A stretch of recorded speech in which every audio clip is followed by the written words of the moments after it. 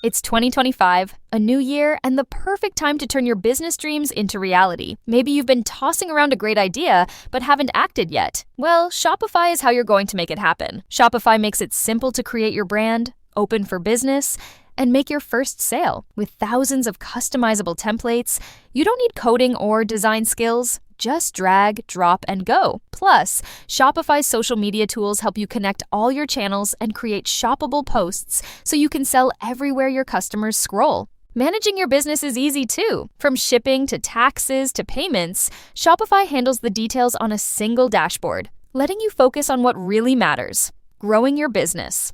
Established in 2025 has a nice ring to it. Why choose a Sleep Number smart bed? Can I make my side softer? Can I make my side firmer? Can we sleep cooler? Sleep Number does that. Cools up to 8 times faster and lets you choose your ideal comfort on either side. Your Sleep Number setting. And now it's our lowest price of the season on our top-selling i8 smart bed. Your best savings, plus free home delivery with an adjustable base. Exclusively at a Sleep Number store near you. All Sleep Number smart beds offer temperature solutions for your best sleep. Learn more at sleepnumber.com. Welcome to Think About It with your host, Jaden Miller. Good day, and welcome to Think About It with Jaden Miller. I am your host, Jaden Miller. Please like, share, and subscribe on my YouTube channel, and like, comment, and follow on your favorite podcast platform. I am on all of them, including Spotify, Apple Podcast, Spreaker, Google Podcast, Castbox, iHeartRadio, Audrey, Podvine, and Amazon Podcast, and many, many more. Please check out my website at www.jadenmiller.com. Along with being a podcaster, I am an Arizona wedding photographer. So if you need wedding photography or senior photos or engagement photos, then I guess it's kind of like a one-shop location to go to. You can go onto my website, see some of my work, and if you're interested in hiring me, I'm certainly looking forward to taking on new photography clients. There has been a lot going on in the world this past week. I hope you all had a great July 4th. Unfortunately, there are people in the United States that did not. On July 4th, there was this horrific shooting in Highland Park, Illinois. I'm from Chicago, and Highland Park is just 30 minutes north of Chicago, maybe a little less than that. Michael Jordan lived in Highland Park when he played for the Chicago Bulls. Quite a few other athletic stars live in Highland Park. I have several friends that live in Highland Park, and so when I heard about the devastation of this mindless act committed by this individual, certainly, it tugged at my heart. A number of individuals were killed during a July 4th parade in downtown Highland Park. Just really, really horrific. The shooter, Robert Cremo III, from what I understand, is 21. He perched himself on a rooftop with an assault-type rifle and started shooting into the crowd, killing at least 7, injuring about 25 to 30 more individuals, including a 8-year-old boy named Cooper Roberts, whose actually spine was severed, and because he was shot in the chest, and may never walk again. And amazingly and thankfully, he is still alive. But again, just a horrific day. 7 people lost their lives, including a Mexican national, 2 parents of a 2-year-old, Irina and Kevin McCarthy. They were at the parade, and their son, 2-year-old Aiden McCarthy, miraculously survived because his father shielded him with his body. His mother, meaning Mr. McCarthy's mother, was also at the parade, and she was shot as well. The young boy was left walking in the street, and luckily there were people who were fleeing the shooting that saw him and protected him during the time it took for them to identify him and notify next of kin. Jacqueline Sunheim, 63, was a preschool teacher. She passed away. Catherine Goldstein, 64. Eduardo Uvaldo, 69, who spent most of his life in Mexico, but then moved to Waukegan, which is a suburb of Chicago, lost his life. Unfortunate, really, really unfortunate. Nicholas Toledo Zaragoza was 78 years old and lost his life. Stephen Strauss, 88 years old. He would have celebrated his 60th anniversary in September. And so, just so many tragic stories of that day. Robert Cremo III, the shooter, 21 years old, lives near Highland Park. There has not been, at least given to the public, an explanation as to why he did this, but we do know that after the shooting, he left the assault rifle at the scene and had dressed himself as a female so that he could leave the scene undetected. He drove to Madison, Wisconsin, had another assault rifle with him, and contemplated committing another act of mass tragedy. However, he didn't feel that he, according to police reports, had planned ahead enough, and so drove back into Illinois. Madison, Wisconsin is just over the Illinois-Wisconsin border, so not a very, very long drive, but all of this going on while the police are searching for him. Again, a very, very tragic situation in Highland Park. And of course, there's always the opportunity for some to make it a political issue when it comes to, the banning of assault rifles. And so you have the pro-guns section that comes out, and you have the people that want to control access to certain types of guns, the gun control activists that come out.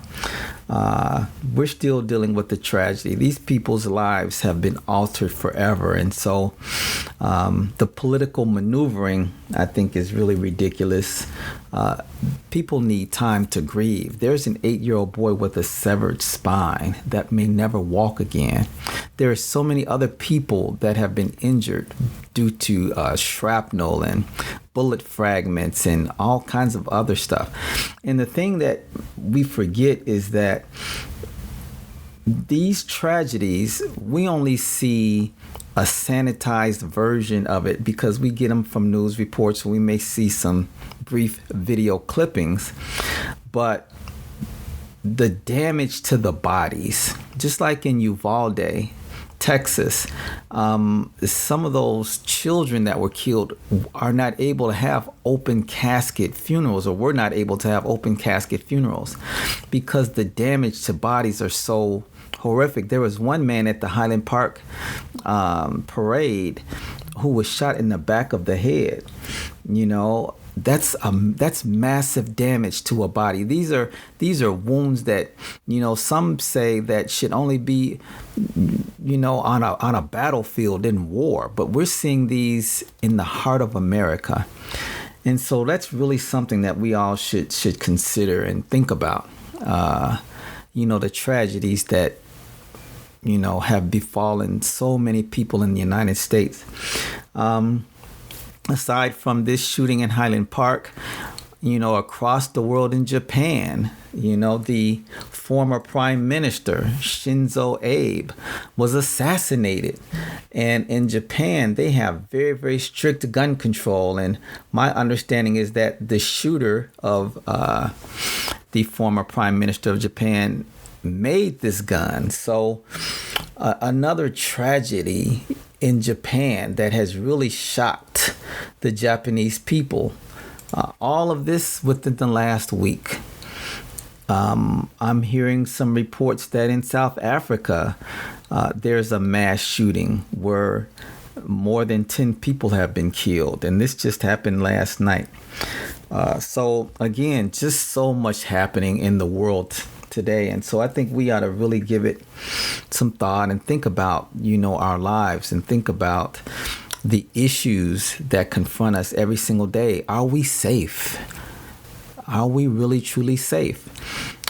If we did look at it in terms of the political, maneuvering, is gun control any better? Are those that are pro gun activists, are they right?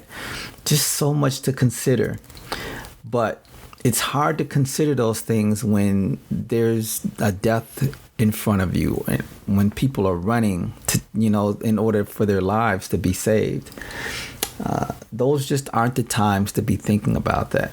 And the political maneuvering can happen at a later time, but this is the time to grieve, and this is the time to really reflect upon our own lives. So I just wanted to talk about that really quickly. There's another issue that, has really been confronting us lately, and it involves a young man named Jayland Walker. Jayland Walker was killed by police in Akron, Ohio back on June 27th. And I just want to talk about that for a few minutes as well, because again, these tragedies, and they just don't befall those innocent people that are, out at a mall or at a school or at a parade.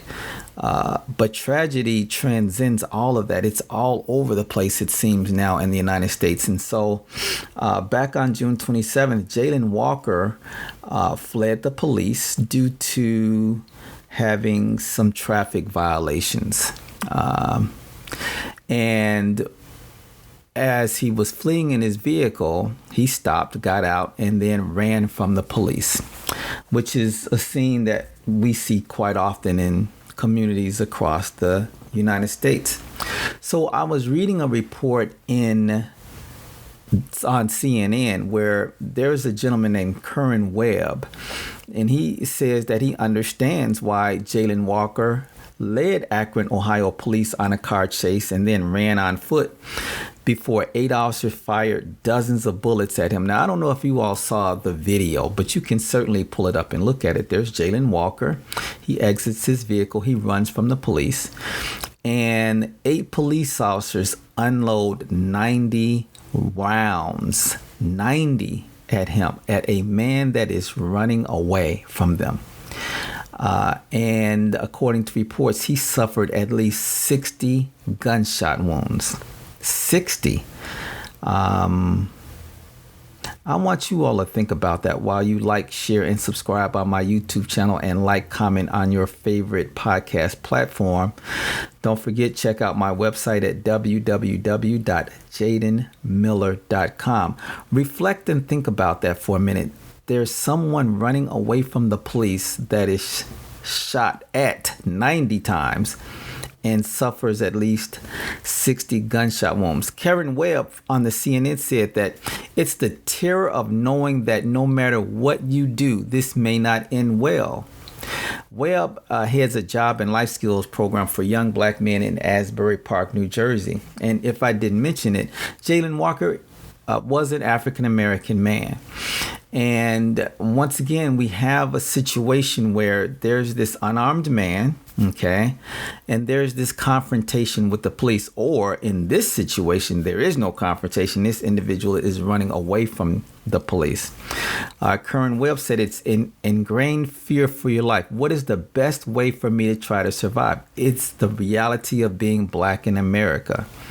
The police killing of 25-year-old Walker last month has reignited a conversation about the fear and panic black Americans feel during police stops, with some suggesting that Walker ran because he wanted to survive. Think about that for a minute. There's a police there's a police matter in front of you. You've committed a traffic violation. You know you did. And the thing about it is most people that commit traffic violations know they did. It's really funny when, as a police officer, which I was, you walk up to a car and the first thing people ask you is, well, what did I do, officer? Well, you know what you did. You know you didn't stop at the stop sign. Or you know you ran a red light. People can be really funny. But the situation is really different for African Americans, and specifically African American men, because there's this belief often in America and across the world that African American men are these aggressive violators, and I think some of that is certainly because of media accounts and so many other things. There was a police chief recently, and I think that was in Michigan, where there was a Boy Scout troop that came to view the police department and view the firing range, and noticed that most of the targets were of African American men. So what message does that send? To police officers out on the street, it sends this message that African American men are to be feared, that they are a consistent threat. Okay. And that's what the media likes to present to us quite often, that black men are a threat to society. When it's really funny that we see a lot of these shootings, these mass shootings, they happen to be young white men.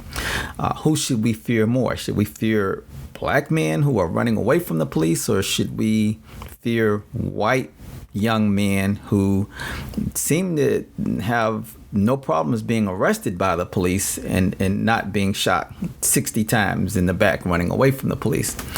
Unarmed black people are killed by police at a rate 3 times higher than white people, research shows.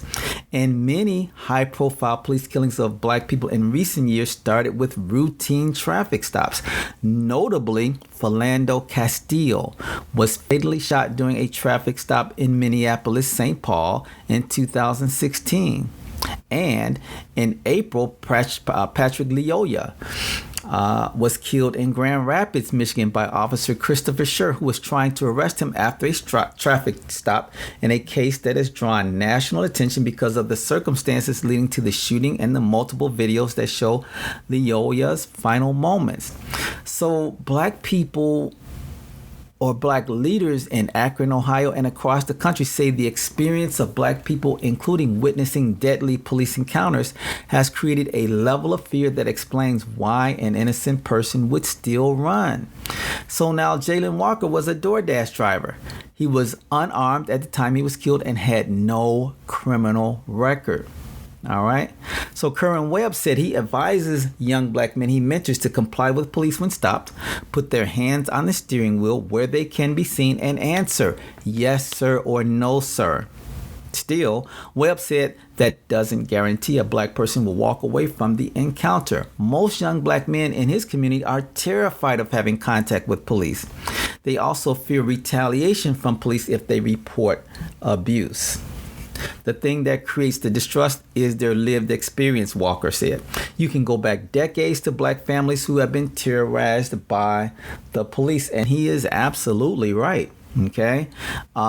There has been this us versus them mentality within police departments forever in the United States. Of course, it stems from slavery. Okay. You had these armed guards, whose job, specifically was either to go to the north, to retrieve runaway slaves, or those in the north whose job was to turn them over to their form or to their slave masters, or the slave patrols in the South. And so as we moved into the 1900s, we still found that even during Jim Crow era, police were not the friends of African Americans. And in fact, many police officers were members of the KKK and other white citizens groups, whose sole goal was to keep black people in their place.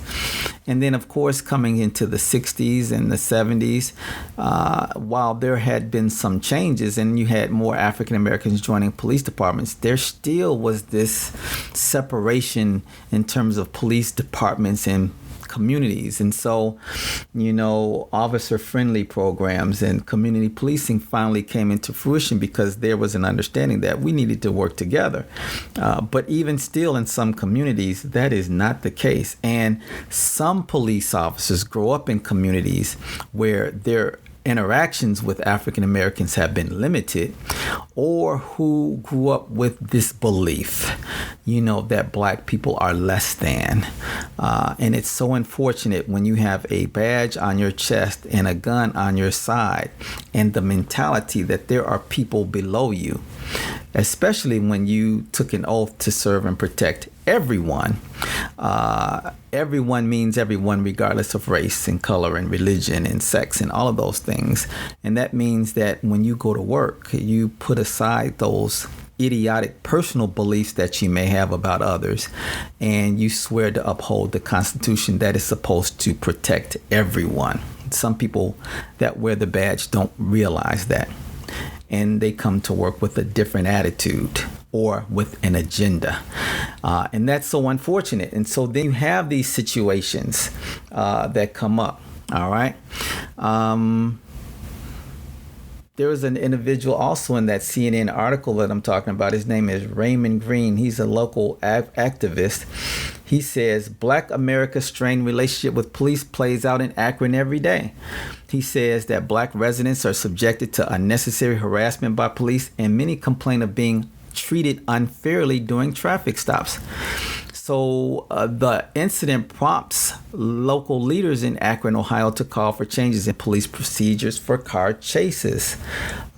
This Green individual from Akron says he believes Jalen Walker panicked when he saw the police cars and fled.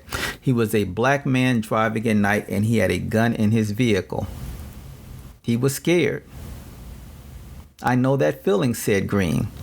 They pull you over, and before you stop all the way, there are 4 or 5 more police cars coming. They have 2 behind you, 1 in front of you, and 1 on the side of you. It is terrifying, and I can sense what he's saying. That can be terrifying. Being on the other side of that, I know how that feels as a police officer, and you're pulling up, and people tend to be a bit afraid. I see that, and I think what police officers have to remember is that, you are seen as this authoritarian figure, and you have to sit back. You have to think about those people, that could be fearful. That it is terrifying when you have a bunch of police cars to roll up on you. Okay, think of it in terms of being a woman alone, and there are 3 or 4 police cars that pull up and surround you. And let's say that they're mostly men. That can be terrifying for a woman. It can be terrifying for anybody, but it's very, very terrifying for African Americans, and I'm going to go on a limb and say probably for other people of color as well, to be pulled over by the police, knowing that there has been this history of bad blood, this history of African Americans who have guns legally, okay, and yet still are seen as criminals or are still shot down. So, we look at Jalen Walker. In his case, he had a gun in his vehicle. And the question is that a problem? Because remember now, the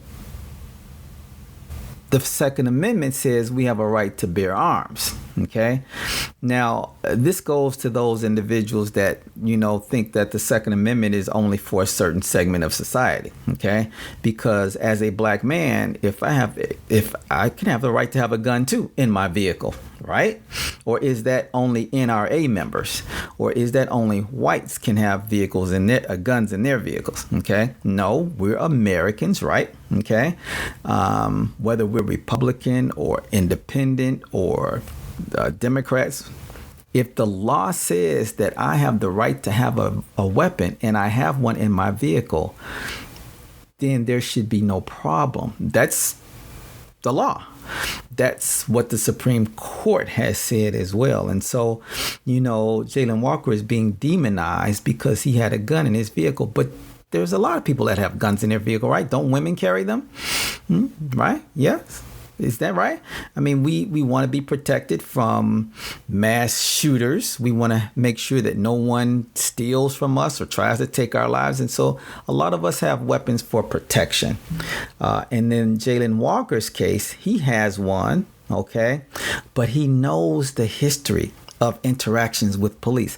See, you can be a black man and legally have a gun, just like Philando Castilla in Minneapolis, and still be killed. So we ask the question, why do black men run from the police? There you have it, because I may not even run from you and you'll still kill me. So that's the dichotomy. That's the situation that black men confront very, very often in this country. Now, there are some law enforcement experts that say fleeing police is never a good response. Charles Ramsey is the former Philadelphia police commissioner. He also used to be a high-ranking member of the Chicago Police Department. He said he understands the anxiety black Americans feel during police stops, and any police officer worth his weight in gold should be able to feel that anxiety. Okay? He raised his own son, now a police officer, to comply if ever pulled over. Still, Mr. Ramsey says running is the absolute wrong thing to do, and it puts civilians more at risk. When you're running, according to Ramsey, you raise the whole incident to a whole different level. Why are you running? Are you involved in something I didn't know about? From the police point of view, he says that police are being trained to de-escalate, but de-escalation comes from both sides. If police have reason to believe the person running is armed and a threat to the public, deadly use of force may be justified, said Ramsey. Now, he's not speaking specifically on the Walker case. He's just talking in general, okay? There's an individual named Jason Johnson. He's the president of the Law Enforcement Legal Defense Fund, and he said he also believes Walker was fearful when he decided to run from police. But Johnson insists that the fear in the black community is unnecessary because police are not widely abusive or widely racist. Well, I may disagree with that, okay? I think there should be some fear in the black community. There is fear in the black community based on history, a history that goes way back. I do agree with Ramsey, though, in that it is not good to run from the police. Okay. I think sometimes we fail to realize that police officers are human beings with egos, just like the rest of us, okay? They weren't born with a gun and a badge, all right? These are real human beings. And he's right. Ramsey is right. When you run from the police, that leads a trained police officer with a good heart, okay? Not these that, have these racist backgrounds and have these agendas, but those that clearly can understand, it makes them wonder, why is this person running from me? What did they do?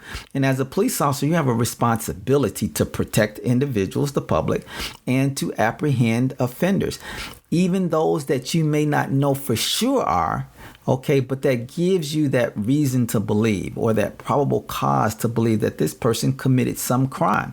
So we have to, as a community, understand, okay, that from the police point of view, if there's someone that you're stopping for a simple traffic violation and they get out of the car and they run away from you, which does not happen in most of the communities, okay?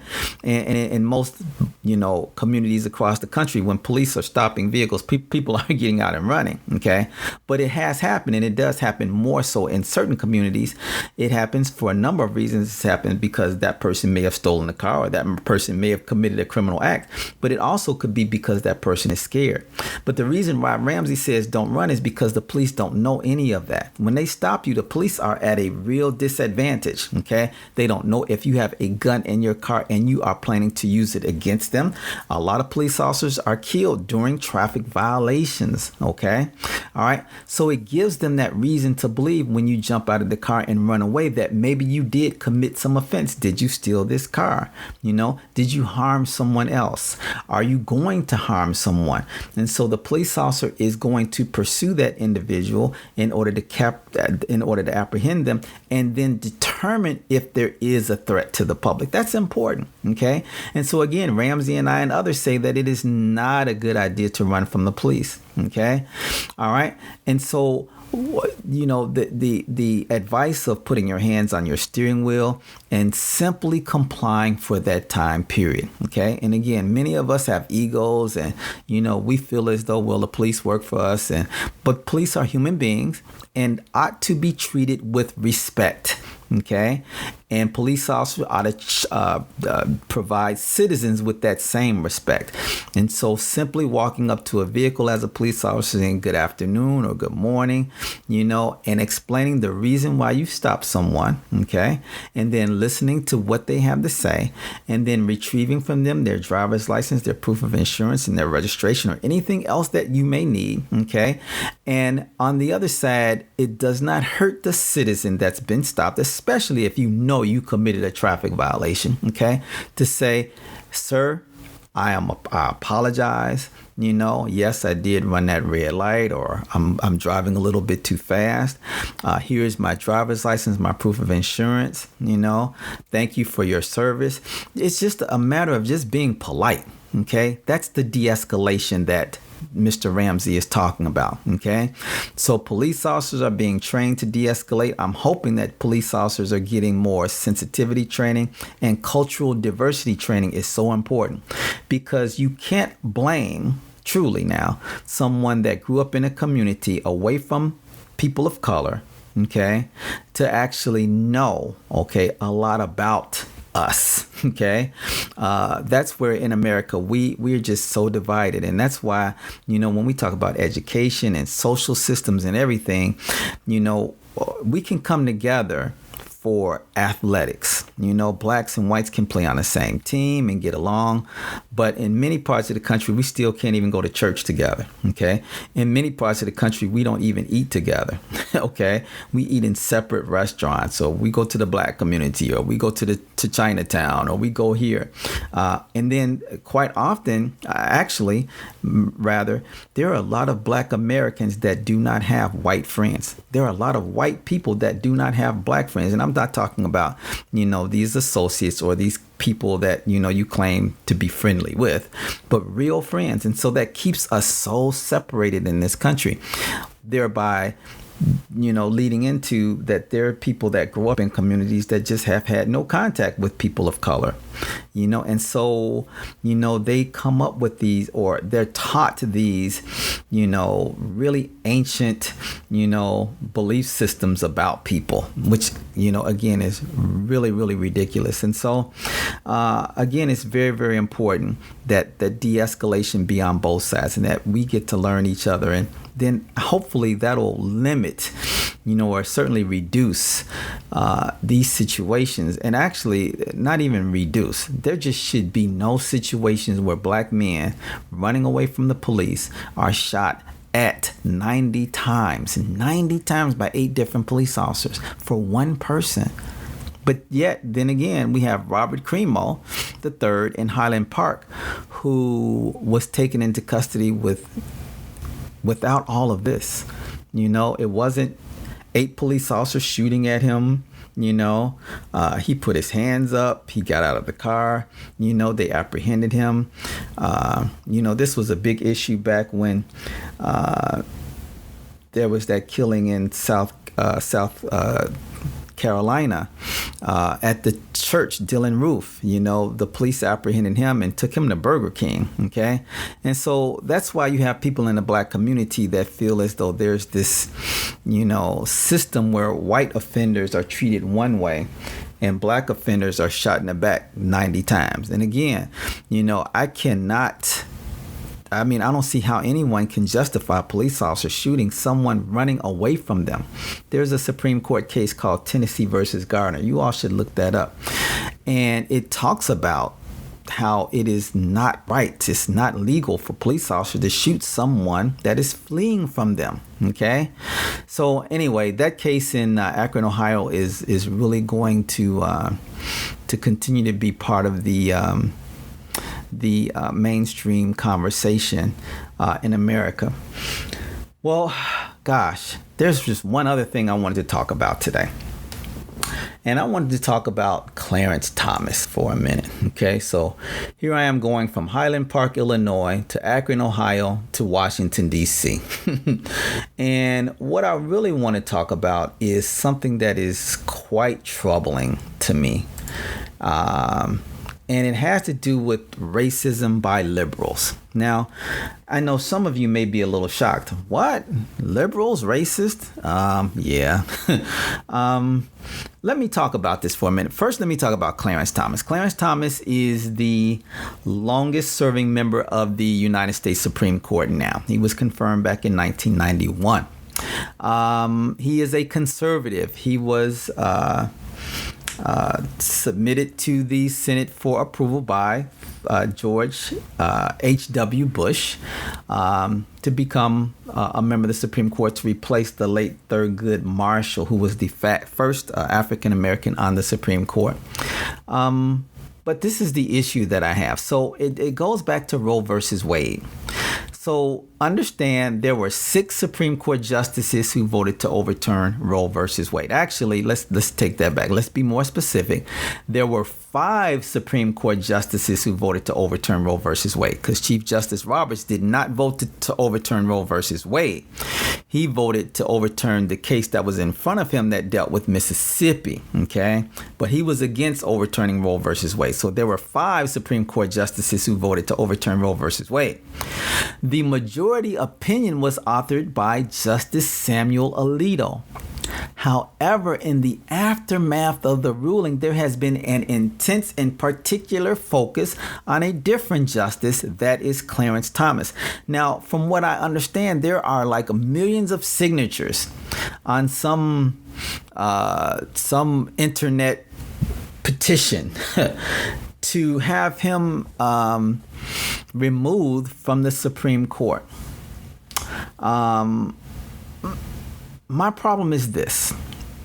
Soon after the court handed down its decision, some pro-choice advocates began hurling outrageous and overtly racist remarks in Thomas's direction, including liberal evocations of the N-word on Twitter, often to the acclaim of some other left-aligned whites.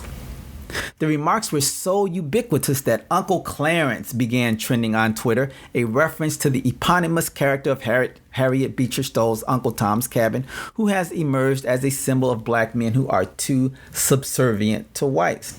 In practice, the term is primarily deployed against black people who strike positions that elite liberals find distasteful. For instance, Uncle Tim previously trended on Twitter after black Republican Senator Tim Scott's rebuttal of President Joe Biden's inaugural address to a joint session of Congress. Then again, in other cases, minorities who violate the preferences and sensibilities of liberals are literally declared to be white instead.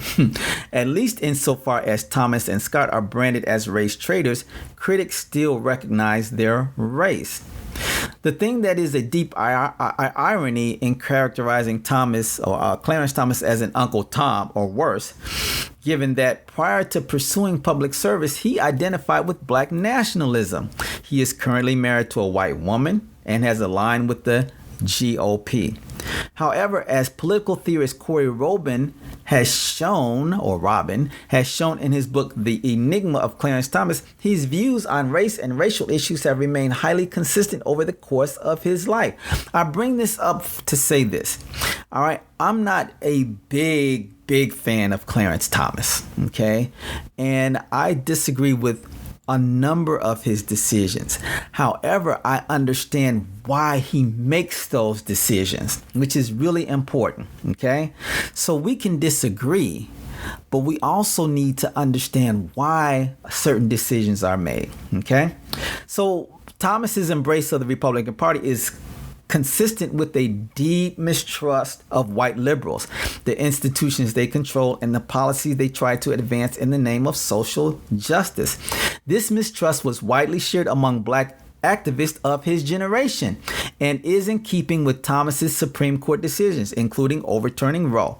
If anything, the racialized attacks many liberals directed at Thomas in the wake of the Dobbs versus Jackson ruling confirm the pessimistic view of race relations that prevailed among many of the black thinkers who shaped Thomas's worldview and is exhibited by Thomas himself. For instance, Thomas was deeply inspired by Malcolm X.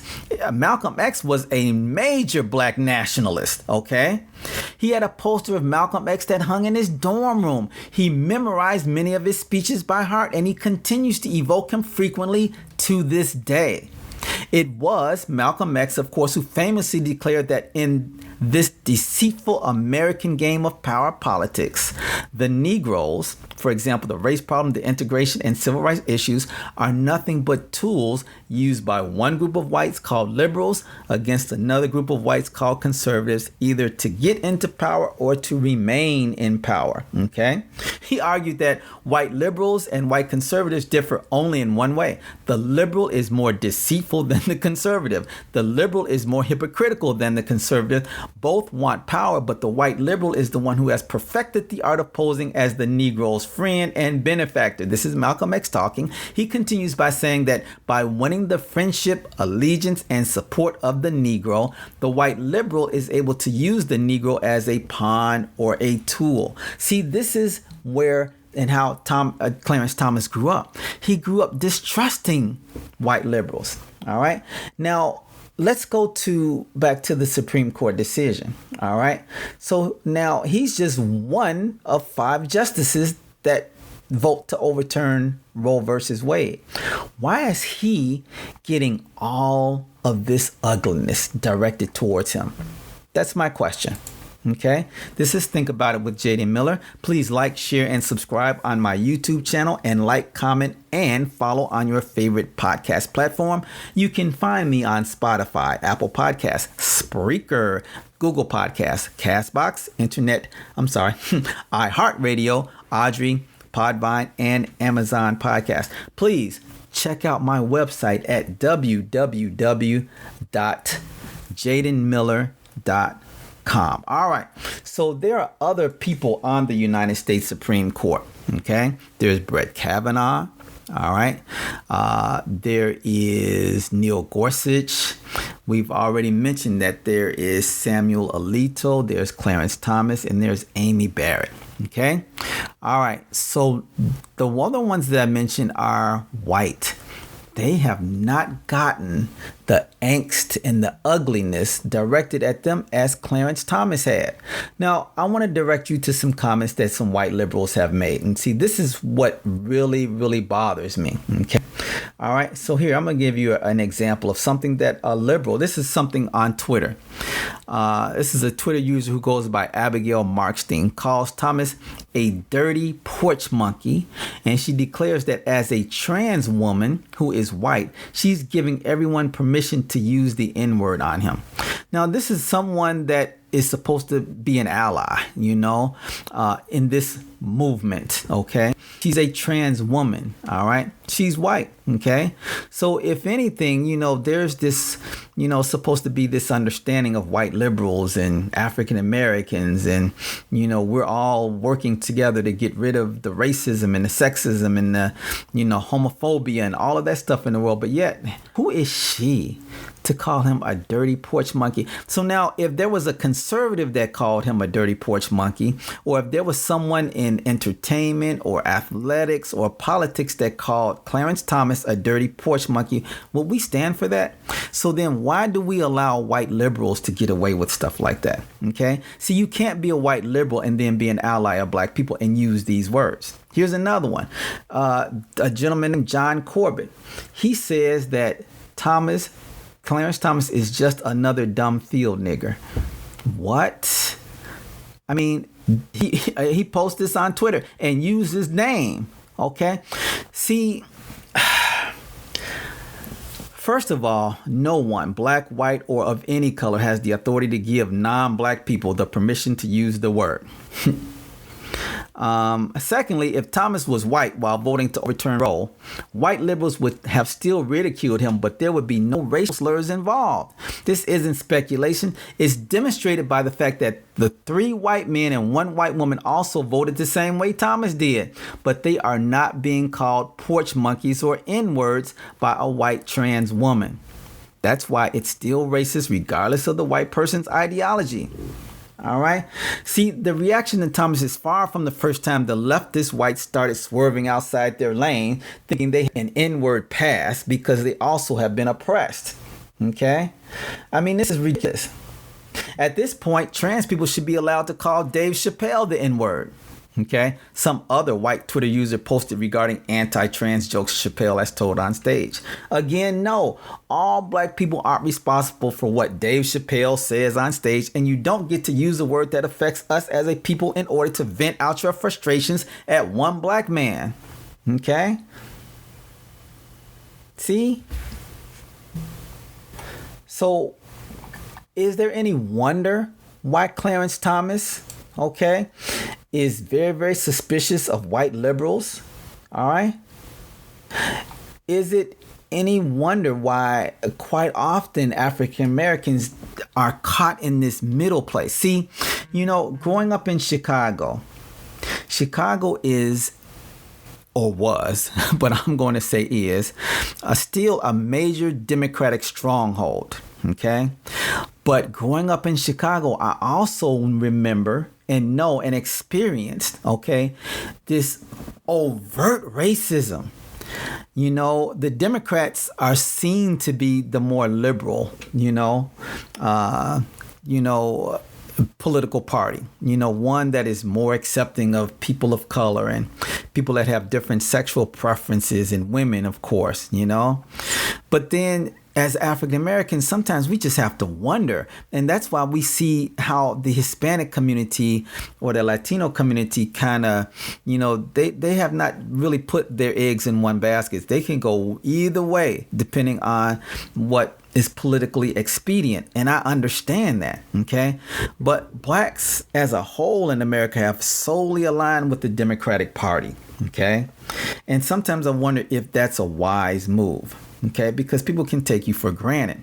But going back to Chicago, has always been this strong Democratic city, this strong liberal city to some degree. Okay, and yet they call Chicago a city of neighborhoods. And the reason why is not because it's a city of neighborhoods, because Chicago was, and to this day still is, one of the most segregated cities in America, more segregated than the South back in the 50s and 60s. Okay.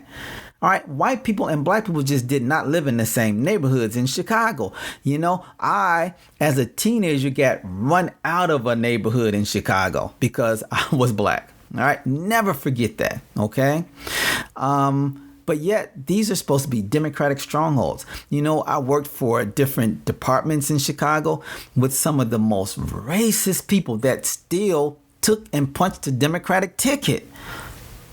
Would not align with conservatives at all. OK, but would deny me, would see me as a second-class citizen, hated me simply because of the color of my skin. So again, I ask the question, is there any reason why, how you cannot see why Clarence Thomas moves the way he does?